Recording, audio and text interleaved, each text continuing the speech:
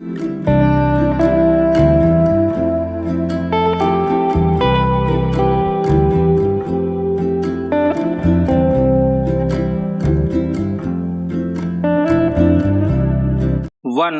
2, 3 start. Electronic उपकरणों के तेजी से बढ़ते उपयोग को देखते हुए लोगों के व्यक्तिगत ब्यौरों की सुरक्षा को लेकर चिंता जताई गई थी। इसी के मद्देनजर व्यक्तिगत डेटा संरक्षण अधिनियम बनाया गया था, मगर उसमें खामियां होने की वजह से बड़े पैमाने पर लोगों और व्यावसायिक संगठनों ने एतराज जताया था। इसलिए सरकार ने उस अधिनियम को वापस ले लिया था। पिछले साल इसमें संशोधन करके लोगों की राय लेने का प्रयास किया गया और उसी के आधार पर अब इसे अंतिम रूप दे दिया गया है। केंद्रीय मंत्रिमंडल ने डिजिटल व्यक्तिगत डेटा संरक्षण विधेयक 2023 को मंजूरी दे दी है और इसके मानसून सत्र में कानूनी रूप पा जाने की उम्मीद है। इस विधेयक में व्यक्तिगत डेटा का दुरुपयोग करने वालों पर भारी जुर्माने और आम लोगों को मुआवजे का दावा करने का प्रावधान किया गया है। इसमें अलग अलग 5 प्रकार के दंड निर्धारित किए गए हैं।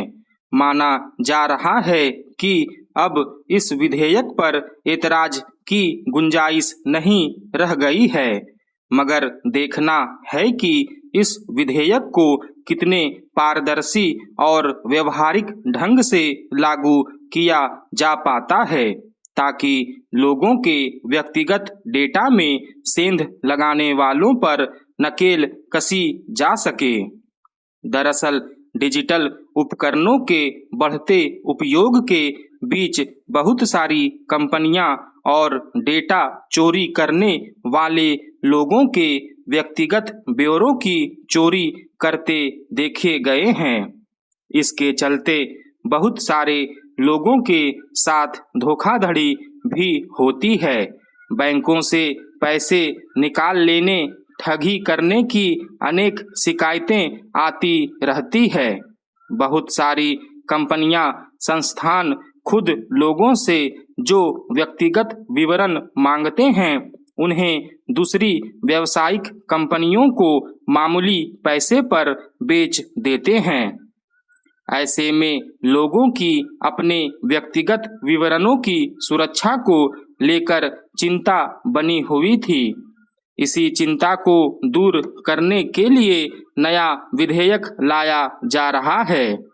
हालांकि व्यावसायिक कंपनियों को एतराज था कि चूंकि वे लोगों के व्यक्तिगत डेटा अपने उपयोग के लिए जमा करती हैं, इसलिए अगर उनके व्यावसायिक उपयोग पर रोक लगेगी तो उनके कारोबार पर असर पड़ेगा।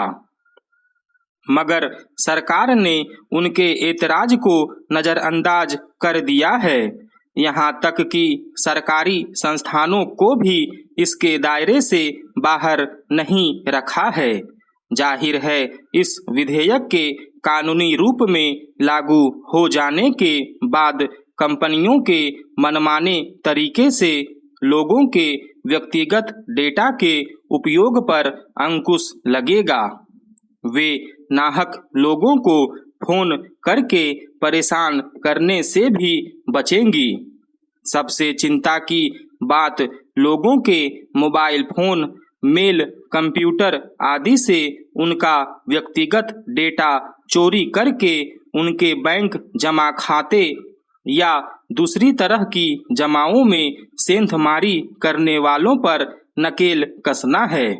पिछले दिनों जब फोन पर संदेश आदि के जरिए इस तरह की सेंधमारी करने वालों पर नकेल कसने की कोशिश की गई तो उन्होंने व्हाट्सएप के जरिए यह धंधा शुरू कर दिया। इस तरह इसमें उन सेवा प्रदाता कंपनियों की भी जवाबदेही बनती है जो अपने ग्राहकों को मोबाइल, इंटरनेट आदि सेवाएं प्रदान करती हैं। जो लोग तकनीकी धोखाधड़ी के तरीकों से वाकिफ हैं वे तो अपने व्यक्तिगत डेटा की सुरक्षा खुद भी करने का प्रयास करते हैं, मगर करोड़ों ऐसे लोग हैं जो इस तरह की तकनीक से परिचित नहीं हैं। वे अक्सर सेंधमारी के चंगुल में फंस जाते हैं। यह अच्छा हुआ कि भारत ने कनाडा, ब्रिटेन और अमेरिका में सक्रिय खालिस्तानी चरमपंथियों की अराजक गतिविधियों को लेकर इन देशों से एक बार फिर यह कहा कि इस तरह की हरकतें अस्वीकार्य है। इन देशों को सख्त और सीधा संदेश देना इसलिए आवश्यक है क्योंकि वे अपने यहाँ के खालिस्तानी अतिवादियों के खिलाफ कोई प्रभावी कार्रवाई करने के स्थान पर जुबानी जमा खर्च कर रहे हैं। इस मामले में सबसे शर्मनाक रवैया कनाडा सरकार का है। वहां के प्रधानमंत्री ने जिस तरह खालिस्तानियों के धमकी भरे और हिंसा की पैरवी करने वाले पोस्टरों को अभिव्यक्ति की स्वतंत्रता बता दिया, वह निर्लज्जता की पराकाष्ठा ही नहीं, एक तरह से अतिवाद को खुले तौर पर दिया जाने वाला प्रश्रय है। चूंकि अमेरिका और ब्रिटेन की सरकारें भी अपने यहाँ के चरमपंथी खालिस्तानियों के खिलाफ ढुलमुल रवैया अपनाए हुए हैं, इसलिए इन देशों में भी उनकी अराजक और भारत विरोधी गतिविधियां बढ़ती चली जा रही है।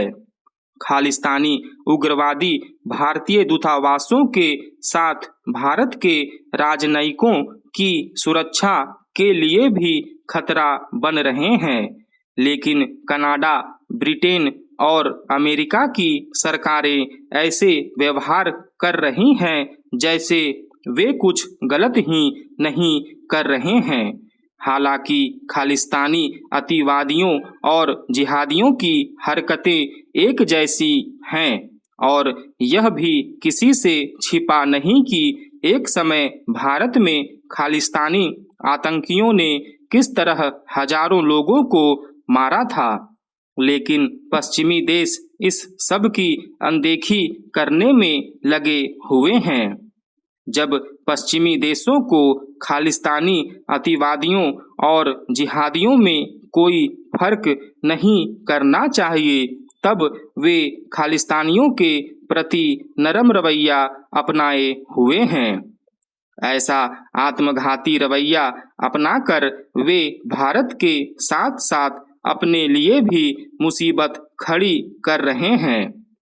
आखिर कोई यह कैसे भूल सकता है कि खालिस्तानी आतंकियों ने किस तरह 1985 में एयर इंडिया के विमान में विस्फोट कर सैकड़ों लोग की जान ले ली थी।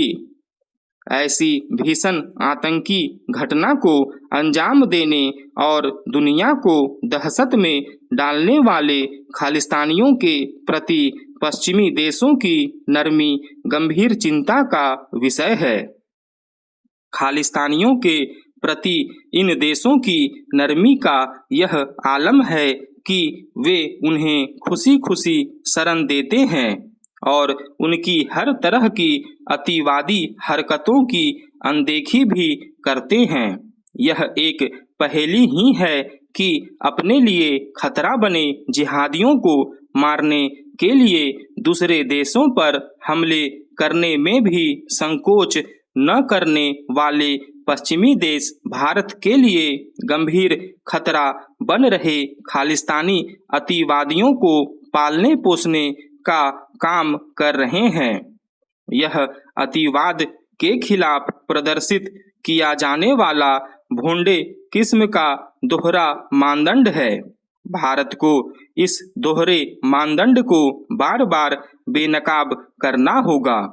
इससे खराब बात और कोई नहीं हो सकती कि पश्चिमी देश और विशेष रूप से कनाडा आतंक की खुली पैरवी को अभिव्यक्ति की आज़ादी बता रहा है।